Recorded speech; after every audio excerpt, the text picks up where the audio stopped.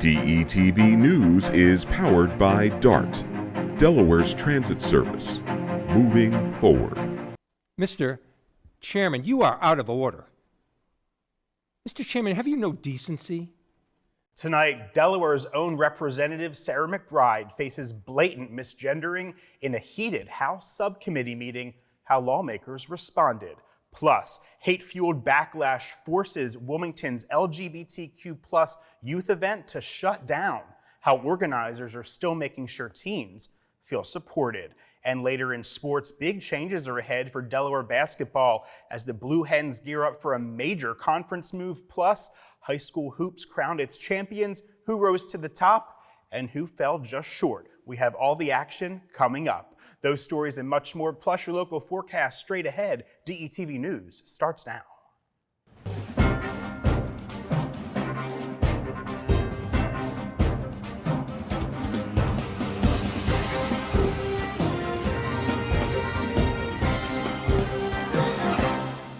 Hello and welcome to DETV News for Wednesday, March 12th. I'm Matt Ford. Thanks for joining us. Here's what's making headlines today across the first state.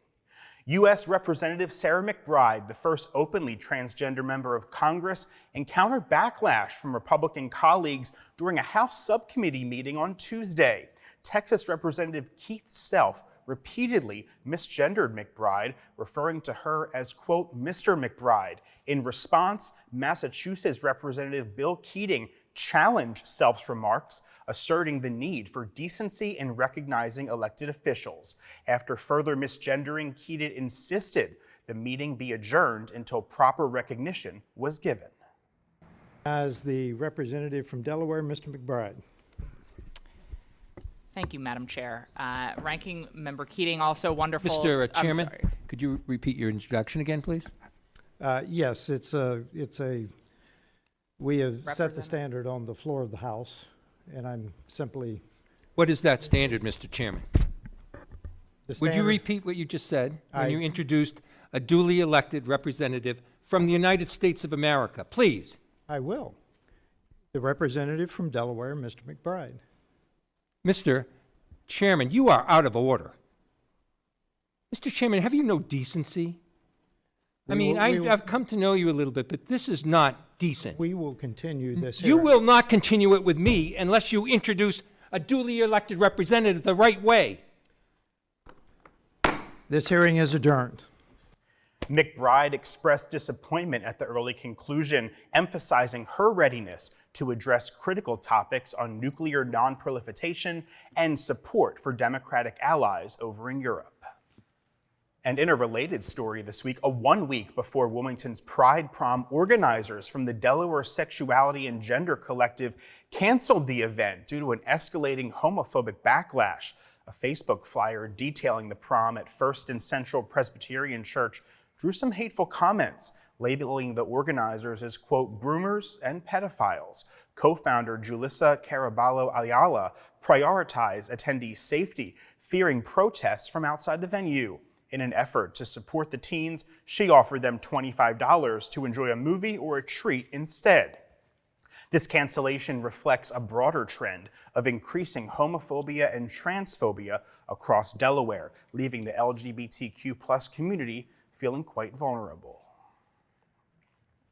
And the Delaware Supreme Court has ruled in favor of Governor Matt Meyer, allowing him to withdraw nominees made by former Governor Bethany Hall Long for the Port of Wilmington's board. Meyer declined to explain his opposition to Hall Long's selection and has not proposed his own nominees yet, despite multiple requests from Delaware senators. In a statement, he emphasized the need for transparency and accountability in port operations, asserting that the focus should be on creating jobs for Delawareans. And the Delaware General Assembly is taking aim at soaring electricity costs as the legislative session continues. Now, Delmarva Power customers have complained for weeks, as you may know, about skyrocketing bills, with some doubling or even tripling. Now, the utility company blames record demand and cold temperatures. On Wednesday, the Senate Environment, Energy, and Transportation Committee reviewed several proposals which would change how the Public Service Commission evaluates utility costs. Well, Delmarva Power says that the current process already provides sufficient oversight Now, another measure in Senate Bill 60 would actually cap electric distribution companies' annual capital expenses at $125 million. Delmarva warned that this could limit infrastructure upgrades and impact the state's energy goals. Lawmakers here in Delaware also discussed Senate Bill 61. That bill is aimed at increasing transparency in PJM interconnection decisions. Now, additional proposals, including efforts to remove Delaware from the Regional Greenhouse Gas Initiative and explore nuclear energy options, do remain on the table tonight. And firefighters from multiple companies responded to a fire at the Christiana Mall around 10:30 p.m. on Tuesday night, March 11th. Officials from the Christiana Fire Company issued a second alarm as crews fought flames in the area above the food court in the mall. The Delaware State Fire Marshal's office is investigating this incident, though further details have not yet been disclosed. Fortunately, there were no injuries reported in that fire at the mall, which did prompt a swift emergency response. And Delaware is advancing a right to reproductive freedom in its state constitution following a 15-6 Senate vote on Senate Bill 5. All 15 Democratic senators did support the proposal, while all opposing votes came from Republicans. Senate Majority Leader Brian Townsend emphasized the need for constitutional protection of abortion rights, highlighting the dangers of fluctuating federal policies. Opponent Senator Bryant Richardson argued the amendment could enable, quote, the worst of the worst abortion practices. The amendment aims to secure decision-making rights related to pregnancy, childbirth, and reproductive health, requiring further approval in legislative sessions. We'll keep you posted there. And a 16-year-old boy identified as Troy Kirkland was fatally shot in Wilmington on Monday evening. Police responded to reports of the shooting on West 25th Street just before 6:30 p.m. and found Kirkland was critically injured. Paramedics transported him to the hospital, where he did succumb later to his injuries. This incident actually marks Wilmington's first fatal shooting of 2025. That's according to the Delaware Online and News Journal shooting database, rising concerns about gun violence in the area. Over to Newark now, where City Council has approved a special use permit for a new Wawa on Elkton Road, set to replace vacant buildings with an over 5,500 square foot store featuring, of course, gas pumps and ample parking. Plans also include a potential dog park in Falk Memorial Park, funded by a grant from Wills Group, aimed at enhancing community spaces. Meanwhile, a recent pilot program offering free weekend parking was deemed unsuccessful, leading to a revenue decline. City officials will consider implementing another pilot later this summer as they explore options to boost local business traffic there in Newark. And the Delaware Forest Service is urging residents to avoid outdoor burning due to heightened wildfire risks. Over half of the state is under a severe drought watch now, with low humidity contributing to fire hazards around the state. More than 420 outdoor fires were reported from November of last year to February of this year, with State Forester Kyle Hoyd warning people that this is the worst fine fuel condition in 2 decades. Residents are encouraged to create defensible spaces around homes to protect against potential wildfires. And speaking of outdoor conditions, our Shakara Denise is here with the latest forecast for the rest of the work week. Let's check in with her now. Hey, Shakara. Hey DETV fam, ready to plan an unforgettable weekend? Let's dive into the upcoming weather and some can't miss events happening around the first state this weekend. And since it's Women's History Month, we've got a few special shout outs to celebrate the incredible women making moves in our community. For Feel Good Friday, expect a cloudy morning to start, then times of sun and clouds in the afternoon. The highs will be around 56 degrees and a low of 44 degrees. On Saturday, look forward to a mainly cloudy and mild day, perfect for getting outside. The high will be, can you believe it, 68 degrees and a low of 59 degrees. And closing out the weekend on Sunday, it will be cloudy and warm with scattered showers and a possible thunderstorm. In the afternoon, it will be slightly windy, so be sure to hold on tight to those umbrellas. The highs will be around 69 degrees and a low of 46 degrees. Now, for what's happening around Delaware. On Friday, March 14th, there will be an Inked Impressions exhibition, Celebrate Women in the Arts, at the Delaware Art Museum from 10 to 4 p.m. This exhibition features stunning printmaking by female artists, a perfect way to kick off Women's History Month.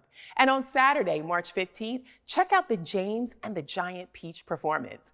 Bring the whole family to the Griffin Theater for a magical show. And bonus, it's directed by an incredible all-female production team. And wrapping up the weekend on Sunday, March 16th, there will be Colors of Old College exhibition. Immerse yourself in the vibrant history of the University of Delaware, including tributes to the trailblazing women who have shaped campus culture.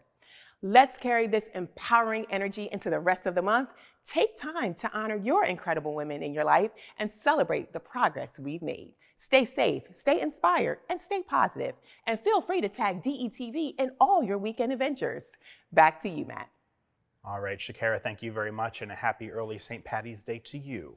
Turning to the skies now, Avelo Airlines has announced 2 new flight routes from Wilmington Airport, boosting travel options ahead of the Memorial Day weekend. Starting May 22nd, nonstop flights to North Carolina's Raleigh-Durham International Airport and Northeast Florida's Jacksonville International Airport will operate twice weekly out of Wilmington. This expansion follows Avelo's recent service adjustments, including ending routes to Atlanta and Charlotte. Reservations are now available at aveloair.com, making travel to these destinations easier than ever.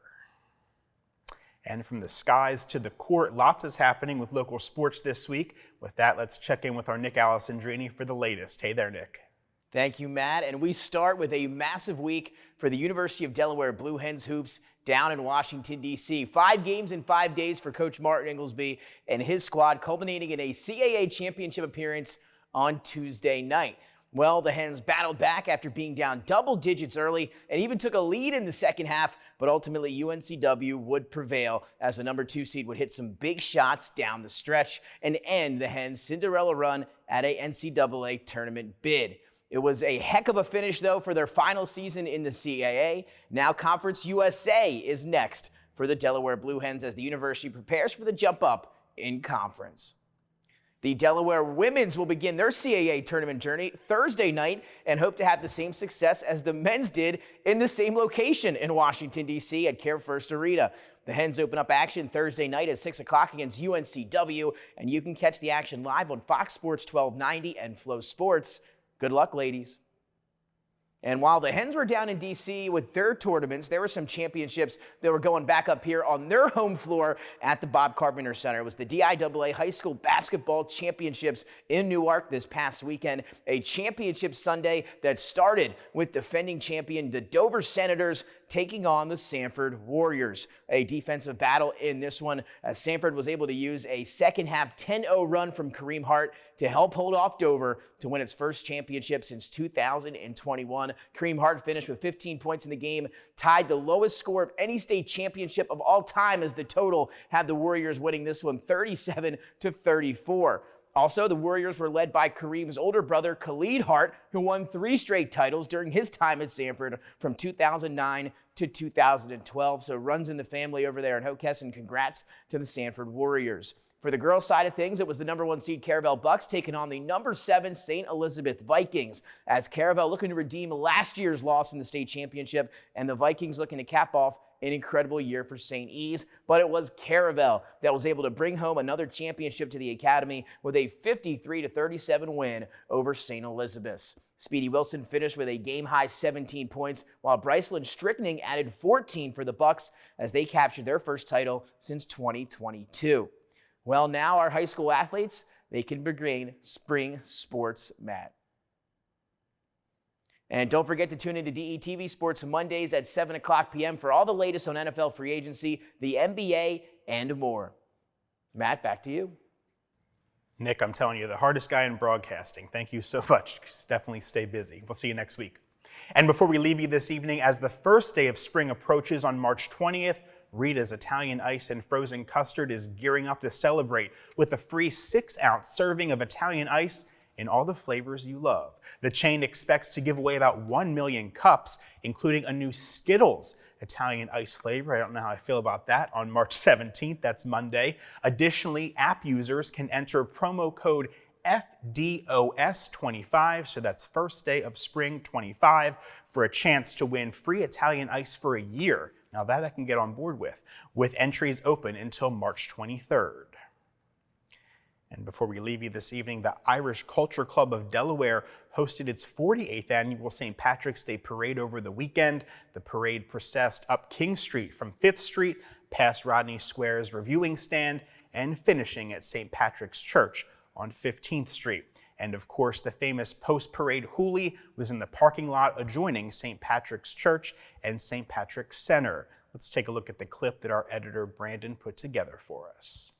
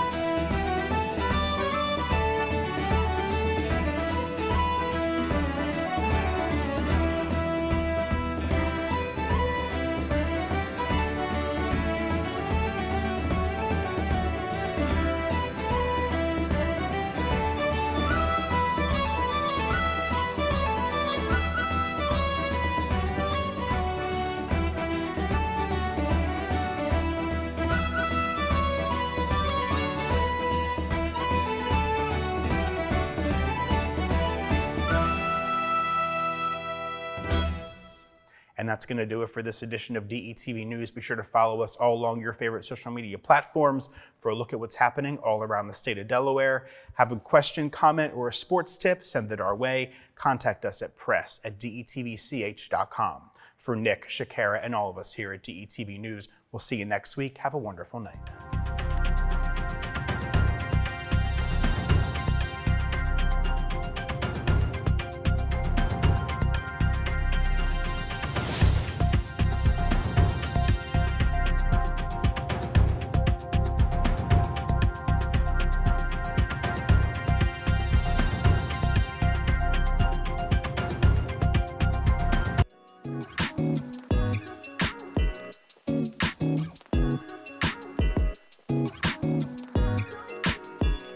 We don't talk about prostate cancer enough, and it's the most diagnosed form of cancer and the second most common cause of cancer death among Black men in both Delaware and the United States. Approximately 1 in 8 men will be diagnosed with prostate cancer in their lifetime, but just by asking your healthcare provider if you should get a screening could help you detect prostate cancer early and save your life. So let's talk about it. Talk to your healthcare provider today about a prostate cancer screening if you are 40 years of age or older, or have a family history of prostate cancer. If you don't have insurance, or if your insurance doesn't pay for cancer screenings, Screening for Life may provide you with the screenings that you need. and nurse navigators make this process easier. To learn more, visit healthydelaware.org/prostate or call 211. Ask your healthcare provider about a prostate cancer screening, and you're asking for so much more.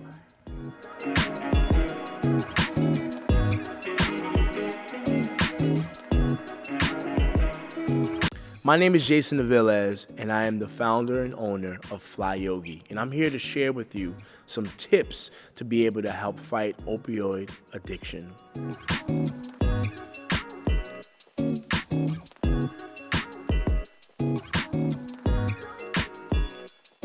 Opioid addiction is a real growing problem here in America, and I'm here to share with you some tips that you can be able to integrate into your everyday life to really fight against opioid addiction. One of the first things is redeveloping your mindset. One of the practices that I like to use daily is meditation. And what meditation does is it brings you clarity of mind, and it helps keep you grounded, and it improves your ability to make decisions that you are going to benefit from. A lot of the time we find that addiction is rooted in our mindset. It's rooted in how we think and how we perceive, and therefore how we act. So this is a really good way to help fight against that energy of addiction. The second thing is improving your lifestyle through diet and exercise.